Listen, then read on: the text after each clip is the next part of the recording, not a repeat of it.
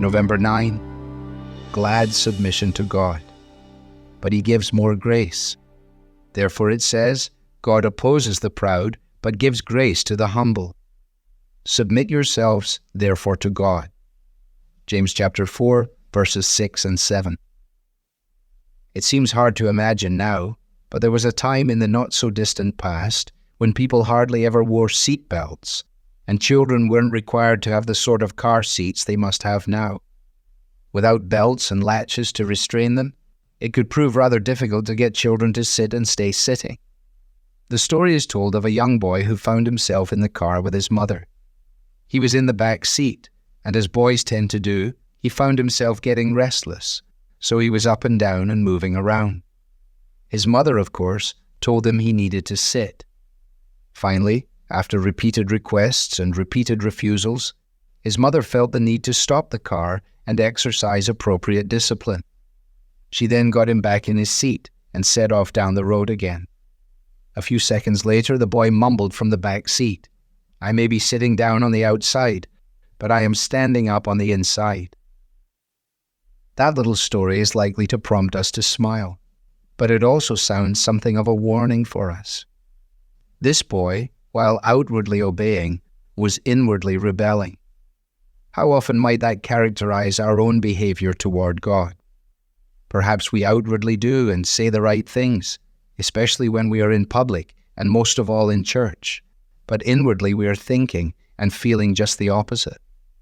As innocent and normal as the scenario may seem, it was pride rearing up in that small boy's heart that provoked that defiant comment. And it is pride that is rearing up in our own hearts when we sit down outwardly but stand up internally. And God sees all. Real submission to God is the outworking of a truly humble heart. To submit to God is to align ourselves under His authority. By nature, we oppose authority and do not like to be told what to do. But obedience to God ought never to be grudging. We should submit with a joyful, happy abandonment to God's will as it is revealed to us in His Word. It is our delight to discover His truth and act accordingly.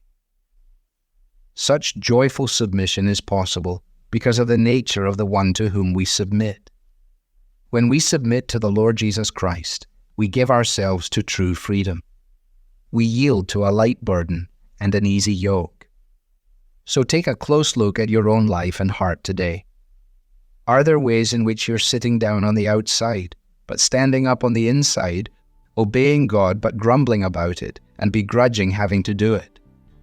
There is always more grace for such pride, but it does need to be humbly repented of.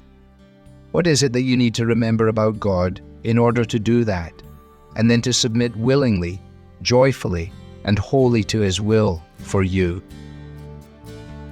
Devotional material is taken from the Truth for Life Daily Devotionals, copyright Alistair Begg. It's published by the Good Book Company. This reading was digitally created by Truth for Life and is used with permission. For more clear, relevant Bible teaching, visit truthforlife.org.